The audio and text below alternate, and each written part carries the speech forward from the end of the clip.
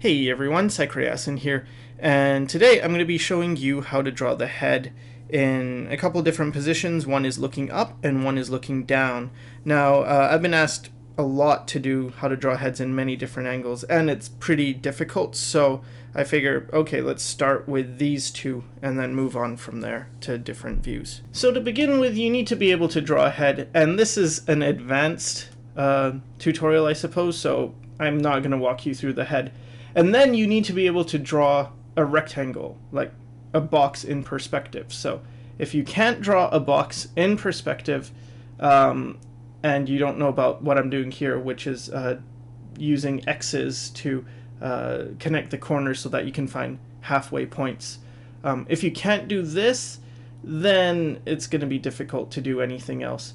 And the thing I want to show here is notice the halfway point when a box is tilted is not equal when it's head on. So in this case, the box is tilted down, so we see more of the top half of the box and less of the bottom half of the box. And it's going to be the exact same when it comes to the face. You're going to see more of the top half when it's tilted down, less of the bottom half. So if you're not used to drawing boxes, this is something I might recommend to do, which is just make a bunch of boxes or rectangles if you want. And here I'm just writing the letter A. You don't have to do that specifically. It's just do something to break up this box so that you can draw things within it to see what shapes look like in perspective. Because again, if this is difficult for you, then drawing a face is going to be way harder than that. So it's something you should be able to do, and fill up a page with at least 20 boxes. So the next thing that's important is to understand cylinders and what it looks like when you're looking at a cylinder in a front view and top down and bottom up. So imagine this is like a soup can, right? And there's a label of the soup can.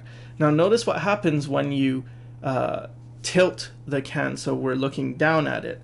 Notice what happens to the angle of that label, the curve. It takes on a very specific curve, right? And so you get a couple different shapes. So when you're head on, the shape is kind of like a straight line across. And then when you're looking down, it's sort of like a happy face. And when you're looking up, it's like a sad, frowny face. So, or smile, whatever.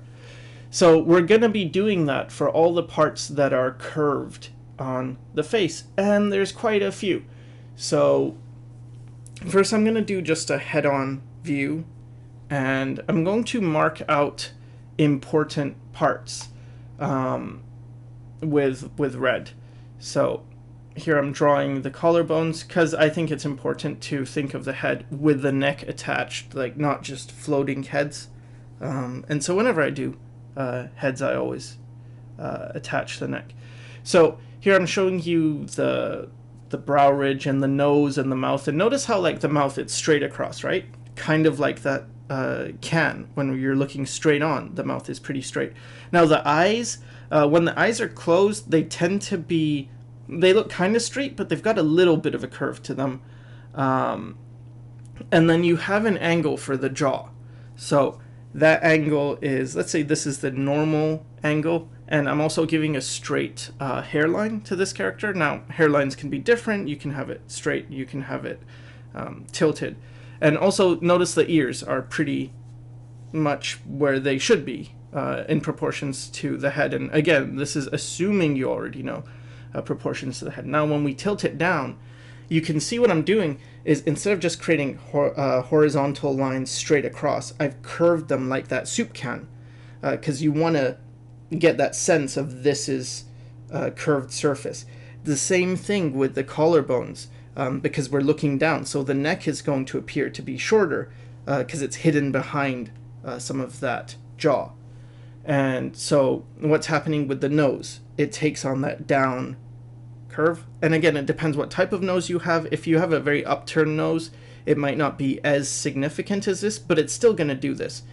And same with the eyes. They're going to be like the happy faces. So remember, when you're looking down, you get a lot more happy faces in the face. And see the hairline as well. It's curving down like that happy face.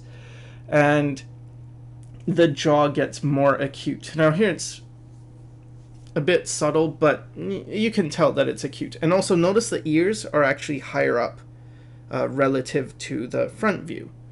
Now, when you're looking up, the jaw is going to be much more flattened out, and if you tilt your head high enough, it's going to flip. So you've got that V angle, right? If you tilt further up, it's going to flip upside down.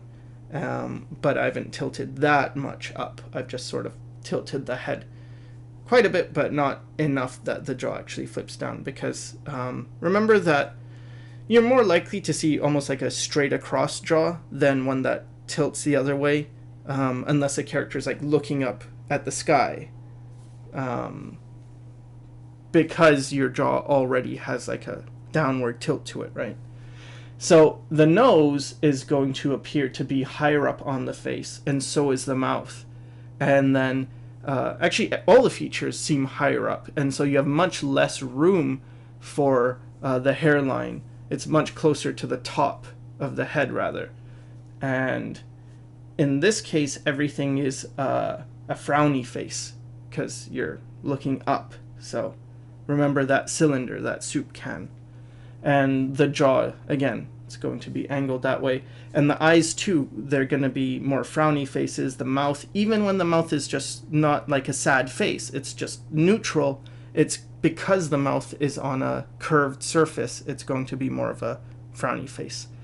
So I hope that helped. And yeah, it's a very simplistic tutorial. I'm not covering detailed perspective or anything, because that would be a really, really long lesson. And I think more important is that you practice these things a lot. And you can look in the mirror and check your own face and see what it looks like, what curves, what way. So yeah, hope that helped, and thanks for watching.